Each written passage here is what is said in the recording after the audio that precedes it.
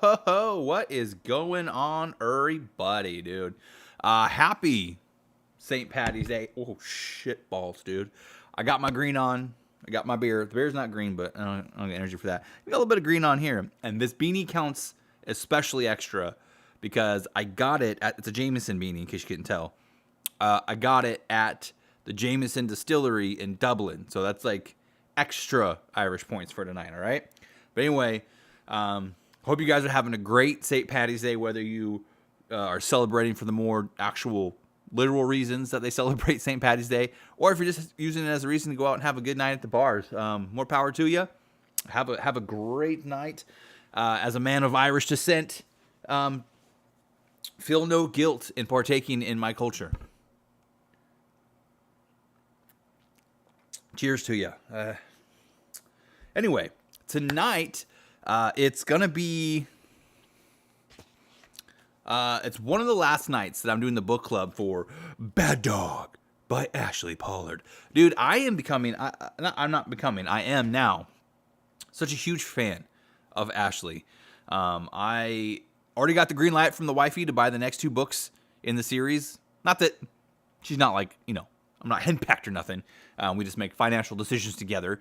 So, yeah, gonna get those coming and then wait for her fourth book to come out. I'll probably do a review on this after I'm done with this book club. But, I'm sure if you've been watching these videos, you know what my review is going to be and my opinion on the book is. You know what? I got the heater on. It's a little, just give me one sec. I'll be right back. All right. Sorry, I'm roasting. My cheekies are getting all red. That's why I wish I can't grow a beard. Like, I grow some hair, but nothing that's going to cover up these red cheekies, dude. I've only had one beer, and I'm a little sleepy, and so that doesn't help either with the red cheekies. But we're going to keep doing this. Because St. Patty's Day, but once I drink this beer, I'm not leaving to go refill, so maybe I should slow it down. Oh, I'm a hot mess, dude. Lost my train of thought. Oh, yeah, anyway, so there's tonight's stream, and then next week I'll be done with the book. So next week's Monday night stream will be the last one for this book club on Bad Dog. And then that following Sunday, Ashley's going to come on the stream in the morning because she's in the UK, so I can't do it on Monday night. So we're just going to do Sunday morning, my time, Pacific. And yeah, I can't wait to talk to her, ask her about the fourth book in the series, which I guess is coming out. I didn't know that. The YouTube channel Burn Enough. It's a great YouTube channel. He does military sci-fi reviews. That's like his main thing. Kind of let me know about it. So, yeah. I don't know. I will be asking her how big she plans to make this series. I don't think it's like part of like a huge IP. Like Landon C's got, I got a bunch of things going on with like graphic novels and tabletop games, stuff like that. Maybe it is. I don't know. I'll have to ask her. We'll see how that goes. But yeah. I guess we should get into tonight's book club. Man, this book it just keeps getting better. Yeah, I'll talk about that as I get to that point in my notes. But yeah, man, Bad Dog. If you haven't picked it up, I do recommend it 100%. There is an Amazon affiliate link down in the video description. So if you want to scoop it up, go down there, pick it, click on that link, and get you a copy, dude. Highly recommend. But anyway, let me pull up my notes, and let's get to talking about, let's see, pages 215 through 265 was this week's page range. And that starts off on chapter 31, dude. So yeah, this one is basically coming off the heels of, let's see what day this is. So day one, that's the day she didn't know what was going on, and she died. She got buried in the avalanche. Day 2, she was tripping like, is this all really happening again? Was that just a dream? I don't know. She died while she wasn't even on Earth when the bomb went off in Afghanistan. Day 3, she tried her best. She tried to like make a new plan and do what she could to try and change the outcome. Managed to kind of get ahead of schedule and get back out of the mountain and start making a run for it. Didn't get far enough away. Still died. Day 4, kind of numb, kind of losing track of what she has already done. Like in day 4, like she forgets to do something because she's having a hard time remembering what she hasn't done already because all the days are starting to blend together. So that's day 4. She goes and they go and they pretty much get killed, ambushed because of where the chickens, which is the aircraft that take them into their combat zone, wherever their LZ, and then take back off. They took back off in a different direction than they did from day 1, and ended up going over the artillery, I guess, and that basically prompted the enemy to fast track their attack. So yeah, her squad got killed basically as soon as they landed that day. And that was also, as far as I can tell, that day 4 is the day that the book opens up on, with that scene of her getting ambushed and murdered horribly, and everybody she knows and loves. Well, all her Marine friends. Oh, excuse me. That was gross. You're just going to have to get used to it if you're coming out of my stream. Yeah. So that was day 4. Dies. Day 5, she's like, I can't take it. Wakes up crying. Another female in the compartment hears her, sees her, comes up, and is like, are you okay? She's like, yeah, I'm fine, but she keeps crying. So takes her to the doctor. Doctor, she talks to the doctor, basically admits to him what's going on. She's like, am I crazy? I must be crazy. What this is insane. Anyway, he treats her good. Gives her, first he does a test on her with some like magnetic thing, and it doesn't work on her like it's supposed to, which basically explains why she's the only one in her, just like some genetic trait that kind of like makes her immune to certain magnetic pulses, which is why she doesn't freeze when the pillars activate, when they're in the presence of the pillars. And yeah, so after that she gets sedated to kind of calm her down, and not like forced sedated. She takes it willingly. She's like, okay, cool, whatever. So she takes it, passes out, sleeps through breakfast, sleeps through the brief, and misses the mission because she's knocked out on drugs. So yeah, her company goes out and gets decimated. Everyone dies. Mountain blows up, but she's not there. So she doesn't die this time. But she is still in the... well,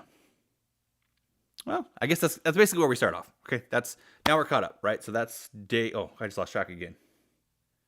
That's day 5. Did I say that's day 5? Okay, let me just... I'll speed up real quick. Day 1, she doesn't know what's going on. Day 2, she's kind of like, what's going on? Dies in the... Where does she die? Yeah, she dies off-world.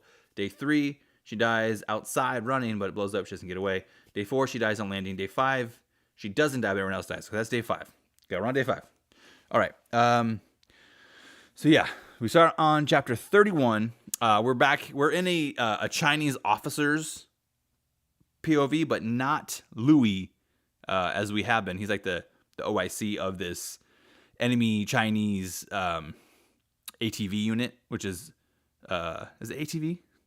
Oh, I forgot what they're called. ATSs, yeah. ATSs, all-terrain suits, not ATVs. Anyway, so yeah, this is like a junior officer. It's like a Xiaowei is like his rank title, and I'm probably saying that wrong, but that's what it is. And his name is Zon. He is waiting with another Chinese fatty pilot, and they're just hanging around waiting for the nuke to arrive. As they hide out of sight. You know, they're like underneath. I don't know if they're like in the cave or they're just under an overhang or whatever. But basically, they're out of sight of the American UAV, the drones.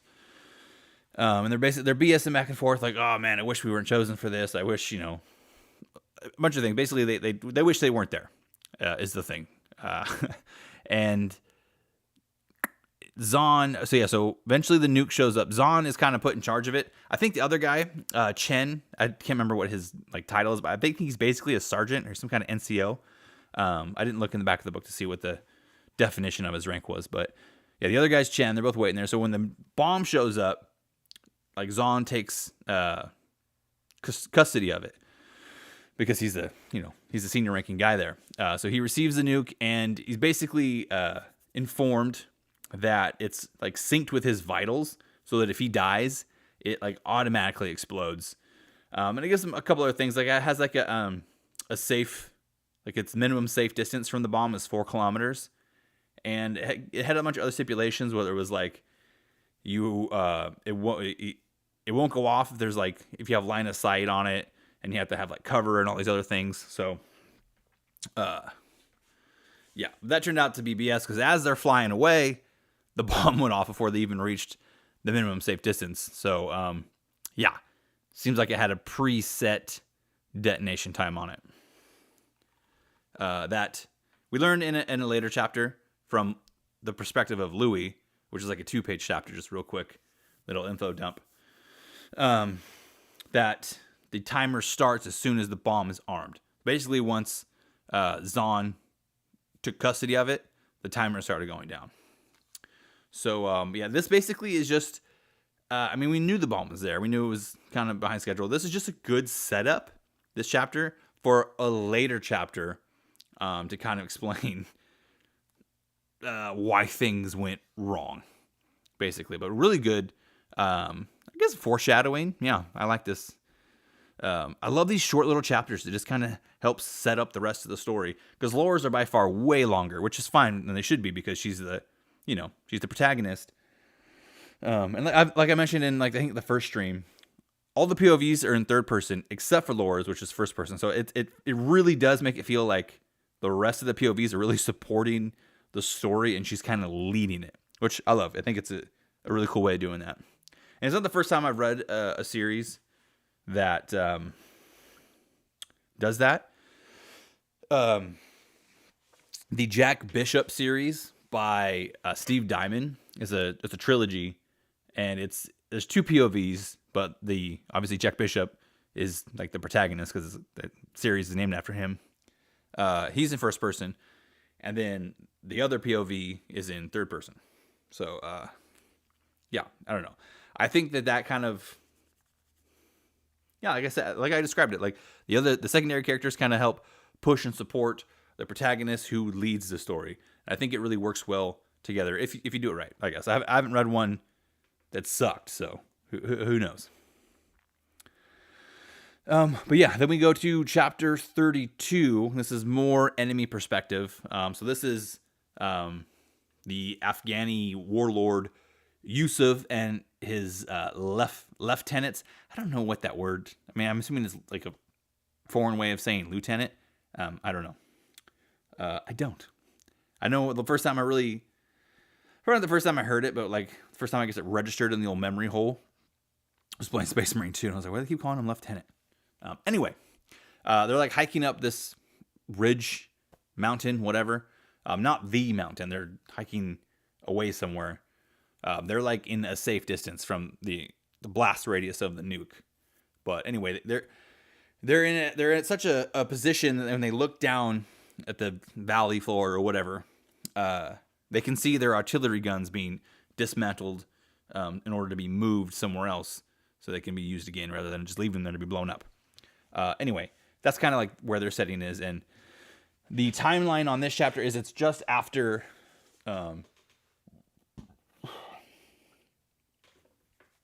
it's after they've used their artillery to attack the Americans. So it's kind of after this attack on day 5. And they're kind of bitching about the Chinese. They don't like the Chinese. They don't like the Americans. Yusuf kind of talks about, the old platitude that the enemy of my enemy is my friend. And he's like, that's super not true. But maybe I can use the enemy of my enemy to kill my enemy kind of thing. And he's definitely not stupid. Like, maybe he might seem like that because, he's living out in the wilderness and they're kind of getting by with not the best equipment. Everything's kind of secondhand. It's hard for them to resupply, but they're not stupid. And the Chinese officer kind of mentioned that in an earlier chapter, that even though they're kind of humble, they live like in a humble setting kind of thing, very simplistic. I don't know what the word I'm looking for, like minimalist, I guess. They're not dumb. Like, so a lot of them speak multiple languages. And he actually, I think he came to the States, and he's educated. I think he's university educated from the States. So he's not stupid. But yeah, he's there's like a very clear sentiment that they don't like any foreigners. And he's kind of, Yusuf, he's like happy. So the bomb goes off. He sees the mountain blow up. And obviously, like I said, he's at a safe distance, or at least it seems like it doesn't say he dies. So I'm assuming that he's at a safe distance because he's watching it happen. He's kind of, his heart rejoices at seeing like the Americans die and probably Chinese die in the blast, and knowing that the pillars were buried and that the evil was not released. But he's also sad about it because like the whole reason they found those pillars is because his people, like his ancestors, had spent like I can't remember what it was, like many years, maybe generations. I don't remember clearly on that one, but it's been a long time. Basically digging down into this mountain to build a fortress to hide from American drones, and it was kind of bittersweet to have. Hey, what's going on, Hammertron? I should probably move my thing out of the way so I can see the chat. Yeah, it's kind of bittersweet for him to like watch it get blown up, but at the same time, it was like a sense of duty and needed to get done. So sorry for knocking the table around so much. Happy St. Patty's Day, dude. Yeah, no. They do mention the Ifrit again, or like Ifrit, which is like a demonic spirit in Islamic folklore, or like a jinn. But I don't know if that means that they saw the Gatewalker that Tachikoma saw when she went through the portal to the ice world. So I don't know if they've actually seen that, or if they just think that that because like their bodies freeze when the portal activates, that's some kind of a demonic influence, and they're just like, oh, it's it's this demon from our culture. I don't know. But yeah. That's pretty much all you really see in chapter 32. Yeah, like I said, it's just kind of explaining their side of it, the Afghan side, and why they are allowing the Chinese to just willingly come into their country. It's kind of like for the greater good, at least in their eyes, kind of thing. Because like I said, they literally think like this thing's going to lead to like the apocalypse. And who knows? Maybe they're right. Chapter 33. It's a real short one. It's back to the CIA agent, Agent Anderson. Oh, dude. Well, hope you got it. I don't know if you got a beer or not, but cheers. I don't know. I'll send you. I'm sending a cyber pinch your way, dude. Not wearing green. Shame on you. Anyway, yeah, it's just another view of Anderson witnessing the carnage that's being inflicted upon this Marine Corps team out in the desert while he's safe on the Hornet, and he's in this like the CIC room, and he's watching all the like enemy artillery come in, and he can see like enemy units that are tagged by the drone, and he can see the Marine units tagged, and he feels guilty about it, and he's kind of at a loss, like how did we miss all this? I mean, he kind of knew and made it like apparent that, like, yeah, there could definitely be things that we don't know. But at the same time, I think he's still severely blindsided by just how much the two separate enemies were able to slip past the American intelligence community. Let's see. Yeah, and he basically poops his pants again when he sees the nuke go off at the end. And then one thing kind of different, he, as I said in the last stream, we see Beckford. She has like a really badass moment where she like does like a last stand. She dies, but she takes a whole bunch of Chinese fatties with her. So, and he can basically see it from his side. It just looks like dots, but he basically see all the enemies like blinking out and stuff. So, cool. There is like, I'll get into it a little bit later, but there definitely is a lot of repetition, but I don't think that it's boring. But like I said, I'll get into that a little bit later. Moving on to chapter 34. I think this is like a 2-page chapter. This is Louis. I can't say it. He's basically sitting there, chilling.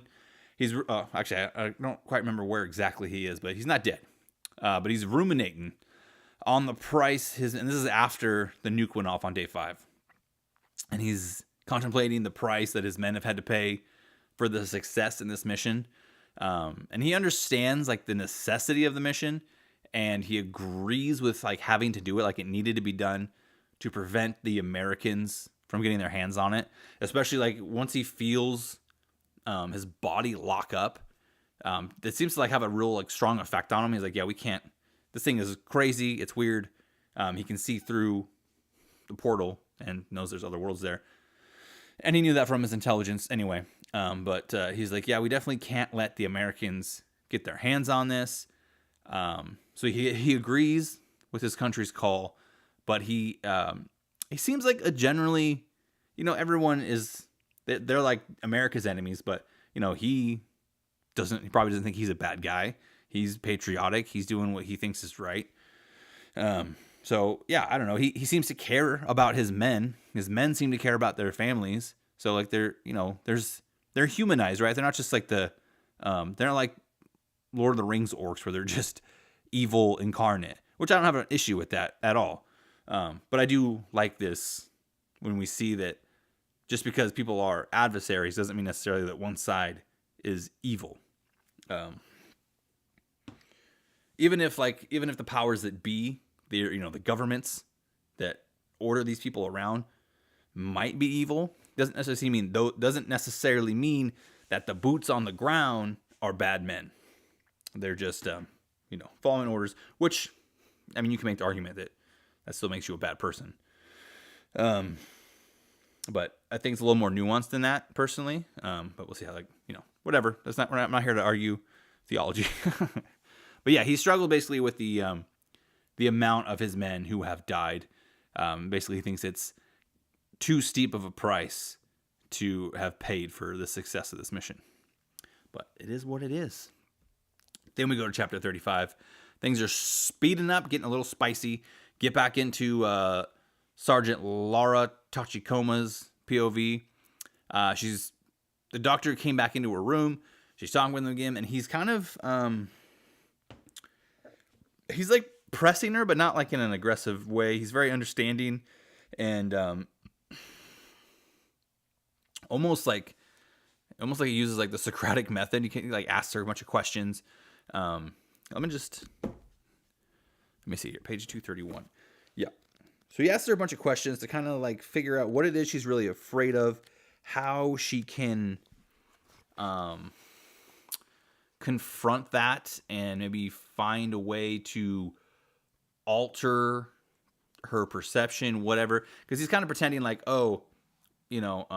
let's assume that you're not crazy, that this really happened, and because obviously he's living in this reality where he's like, this is insane, that can't happen, but he believes it, she believes it, and he's trying to figure out like how can I, from like a psychological standpoint, help her to succeed in this, well, probably to him, this delusion that she's having.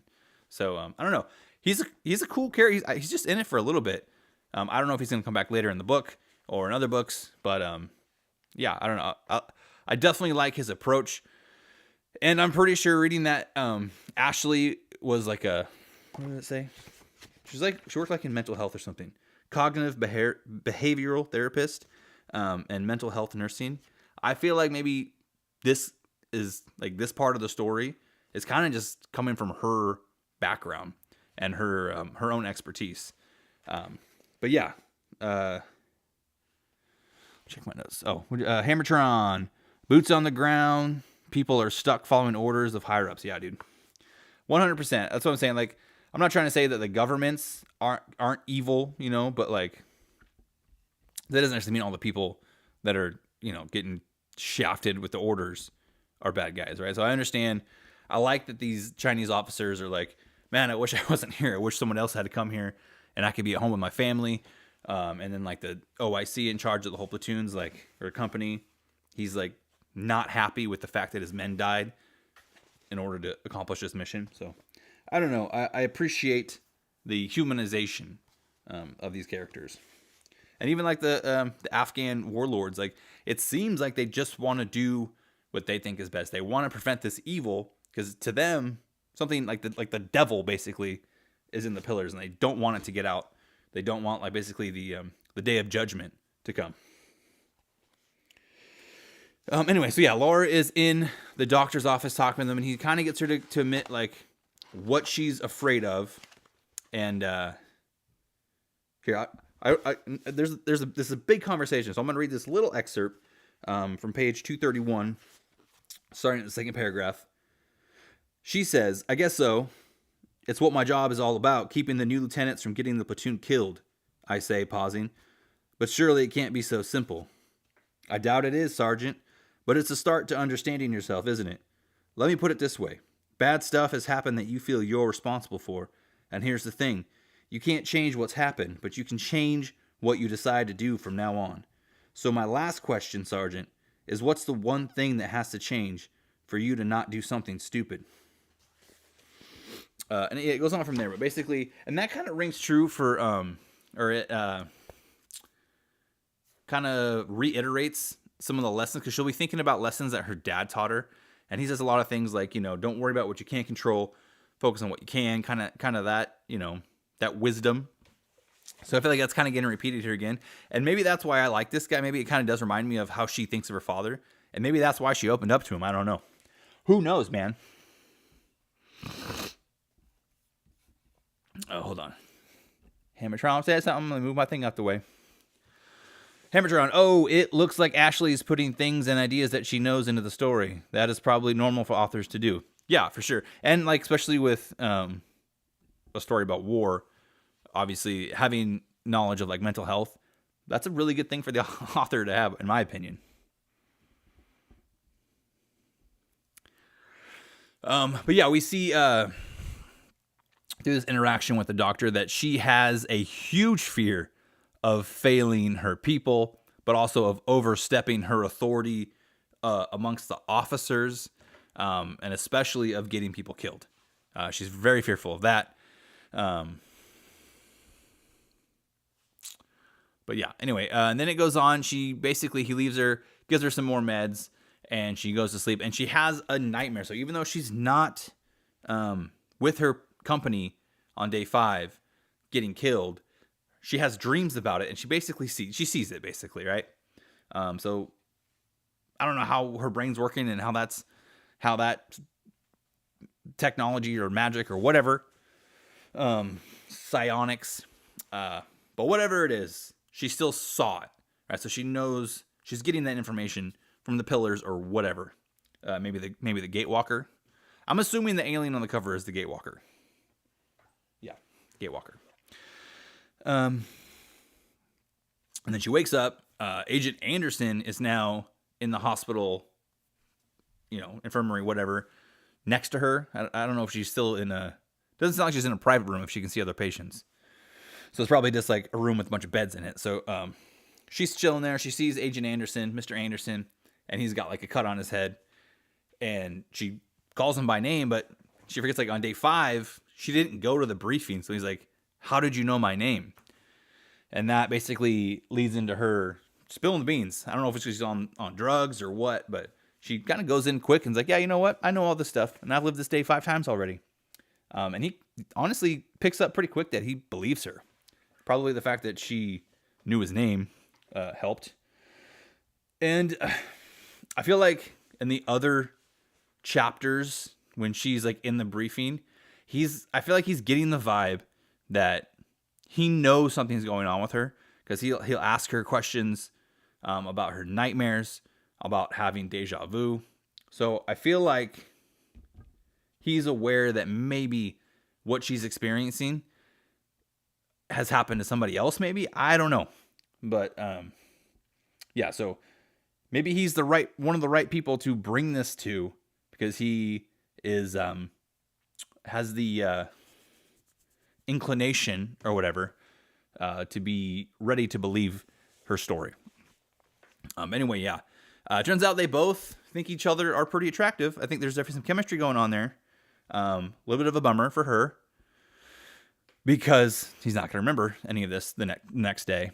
But she tells him that, and he comes up with a plan to basically not help him remember, but that he gives her a code word. It's called red.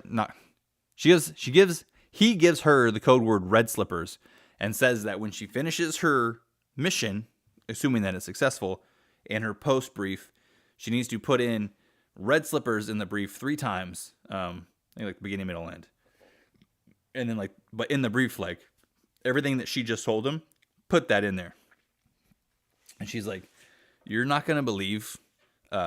And he's like, trust me, if you put red slippers in there, I'm going to believe you. So the fact that it's called red slippers, I don't know if the red has anything to do with getting killed, but the slippers make me think of sleep and maybe associated with sleeping and repeating the day over and over again.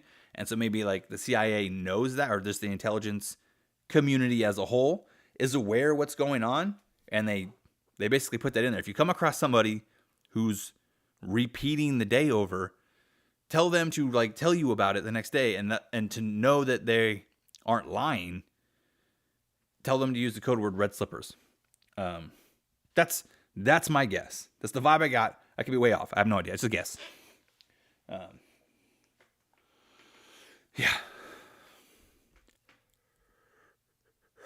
I need to slow down on my talking because I start talking too fast and then run out of breath.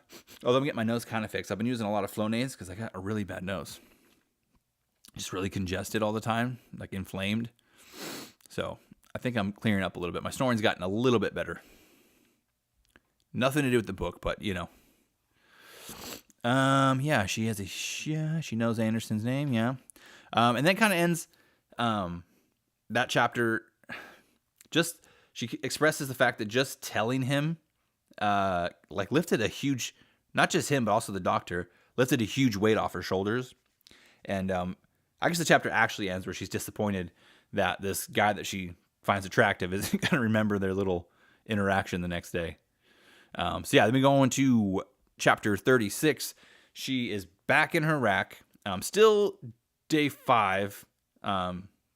Thursday. She falls asleep. She wakes up on Friday at 1 a.m. or something like that, and she looks at her pad for the clock. And as she's looking at it, she can actually see the day switch back to Thursday as she's awake. So interesting that she could actually see that happen. That's pretty cool, because the first time that she hasn't died and had the reset happen. Well, I guess the second time she was in another planet, so that sucked her back in. So it probably felt like dying. I don't know. But yeah, she's back in her rack. This is now day 6. And she wakes up feeling super refreshed and ready to take the doc's advice about listening and just, I don't know, trying to tackle all of her anxieties and whatnots. And as she's going down the ship, she's very mindful. Everything around her, she's noticing things the position of door handles, peeling paint. Her senses are heightened, she can hear things that she usually wouldn't notice, but now she the thrum of the engine. The smell of the of chow line makes her mouth salivate. And she's trying to do things that seems a lot more, I guess, attentive to her Marines. So in the first morning on day 1, she, some of the Marines were trading food because they wanted whatever. They wanted to get their favorite stuff, and that was the way to do it, I guess. I don't know. But anyway, she goes through line this time. She picks up hash brown and beans, which she doesn't normally get, and then she gives them to Rodriguez and Jackson. And they're like, oh, thanks, it's awesome. How'd you know we want that? He's like, that's what the stripes are for. That's what she says. So she basically spends breakfast being really attentive and checking on her Marines, making them feel good. Yeah, I don't know, just trying to make sure everyone's head is in the right spot. Everyone is on a path. I don't really know how to say that. It's one guy, I don't know, just on the right path, I guess. I don't have the vocabulary to explain what I'm trying to say here. But yeah, she's just really trying to get all her Marines in the right headspace. So yeah, she finishes breakfast. They go to the brief. Again, she kind of wows everybody with her gut. She adjusts her plan again for a new tactic, because obviously the last one she tried didn't work. None of them worked, so she tried again. There's a part where she is basically the Afghans, they might have an enemy nation of ours teaming up with them. And she's like, well, it's probably not India. It's probably not Russia. And I can't remember if she said Pakistan. But she's like, Chinese might do it. And like makes her feel good to like call out the Chinese because she's been killed by them like 4 times now. So, and her friends have been killed 5 times. Anyway, yeah. So she wows them with her fantastic gut feelings. And again, she gets called to Captain Johansson's office. She gets the recommendation for officer training again. And then Anderson asks her questions again, as he's been doing, about deja vu and nightmares. And there's not really a whole lot. Like it's super similar to a lot of other chapters we've read with slight differences.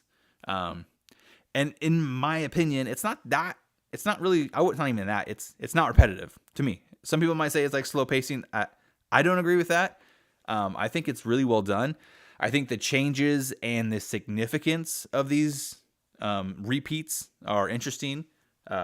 Like the changes are Waldo, and I'm trying to find him. Like that's what it feels like. It's like I know this is gonna happen, but I want to see how it's different from the last time it happened. So, in my opinion, I enjoy it.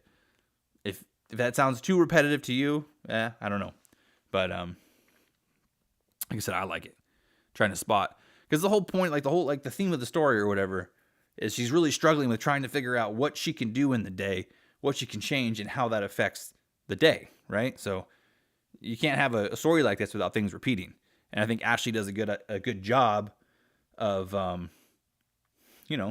working with that and making it interesting. Okay. And then as this day goes on, the energy, or not as it goes on, basically as soon as she woke up, the energy has definitely shifted up in this chapter. Probably because her positivity and her like refreshed attitude, and also like her new plan and knowing that she came clean to 2 people last time or yesterday, day 5, and she wasn't put in a padded room, so she was able to at least express this trauma that's happening to her, this weird supernatural thing, and people believed her. Well, at least one guy definitely believed her, and the other guy tried to help her.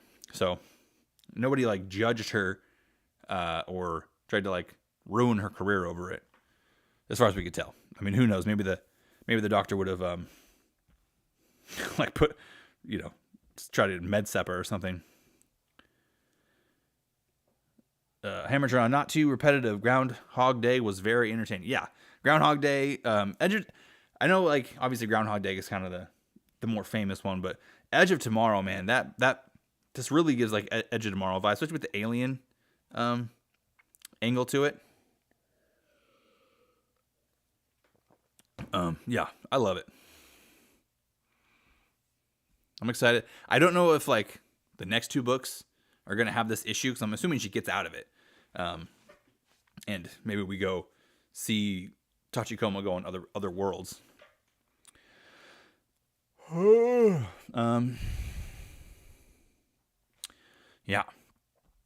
Yeah, and as this chapter unfolds, we kind of get the sense that she might actually make it this time.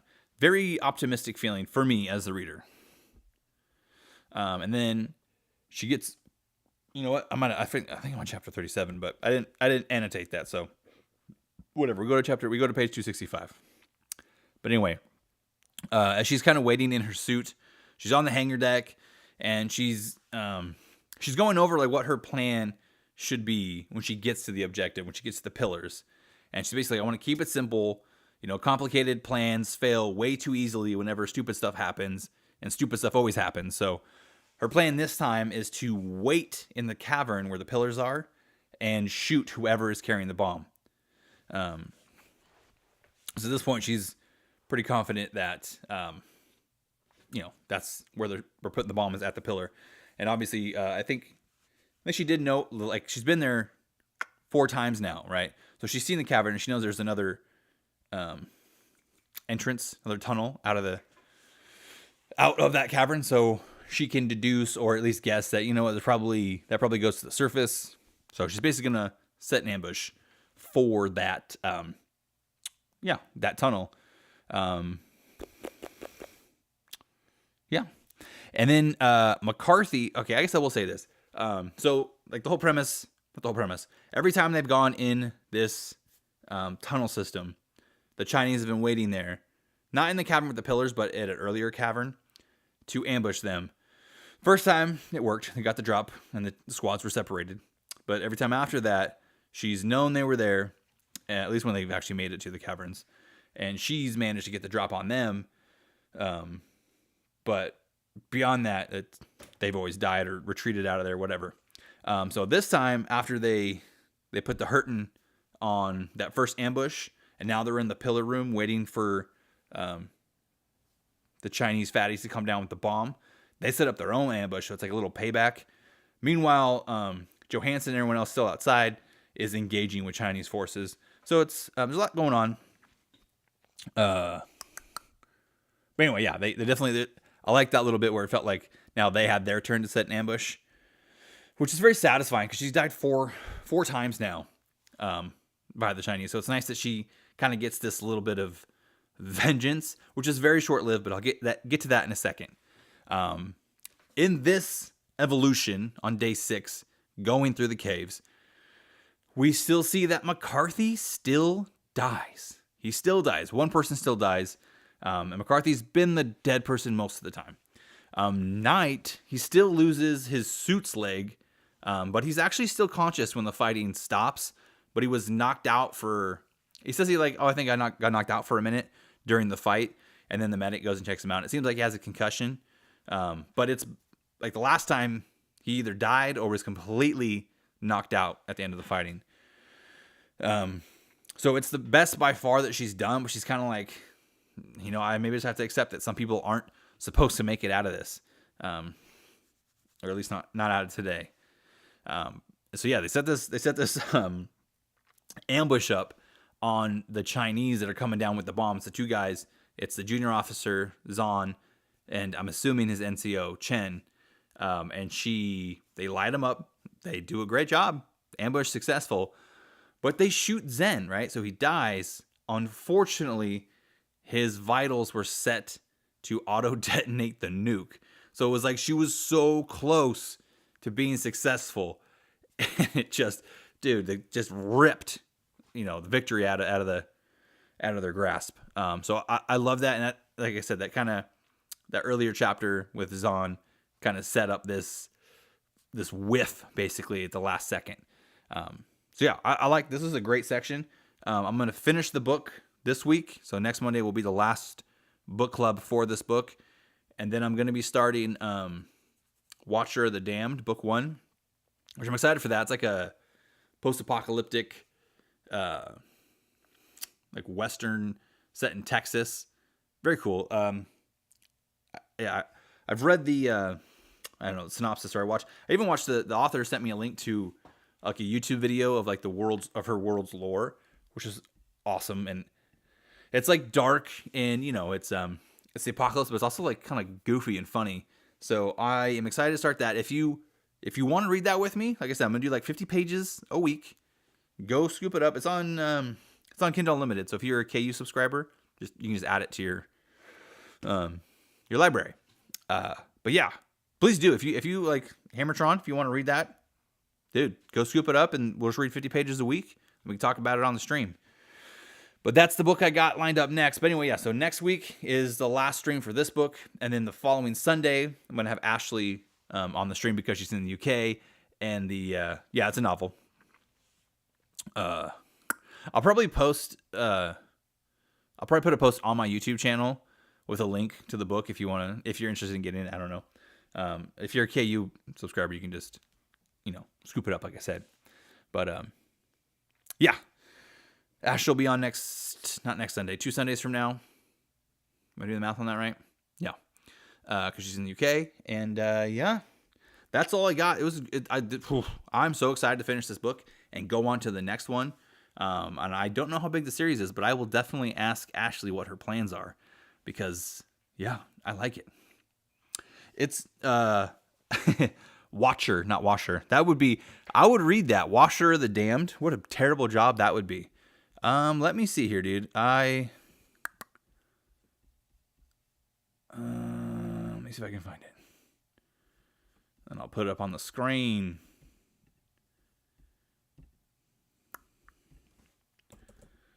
It's Watcher of the Dam by R.H. Snow.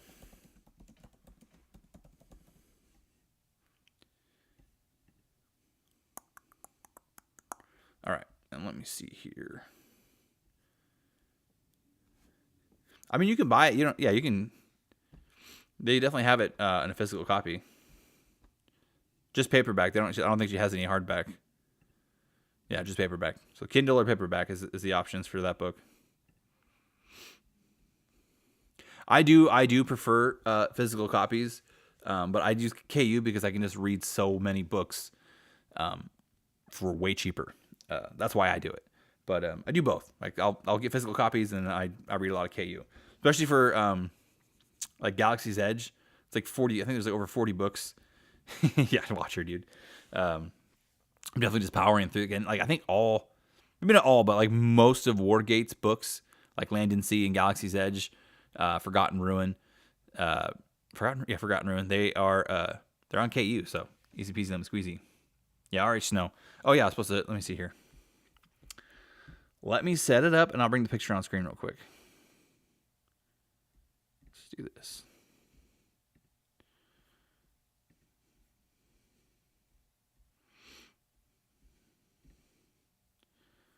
All right. All right. So yeah, that's what the book looks. That's the cover. That will be the next book that we read or I read. So yeah, I'm hoping to get some more people in that in the chat that want to read it, and I'll be posting on my Twitter. So hopefully some people on there hop in and follow along. And I'm still looking for like a co-host for this, because man, it would be way easier to run this if I had someone to bounce stuff off of like in real time. So, yeah, dude. Yeah, I think I paid like $8 or something. I'm like, don't quote me on that. But I think it's like $8 or something like that for my KU subscription. So, dude, I don't mind it. Knock out a few books a week or a month. I mean, obviously I could probably do more if I didn't have 3 kids, but I'll do what I can, read as fast as I can. But yeah. Anyway, guys, have a great St. Patty's Day. Hammertron, thanks for hopping on. There's another viewer not in the chat, but I see you. Thanks for coming by. Go buy Bad Dog by Ashley Pollard. If you like mechs, if you like military sci-fi, if you like interdimensional, the mechanics of the cosmos kind of feel, this is a good one, dude. If you like Groundhog's Day, Edge of Tomorrow, scoop it up. Anyway, you guys have a great holiday. Don't get too drunk, and I will see you next Monday. Peace out.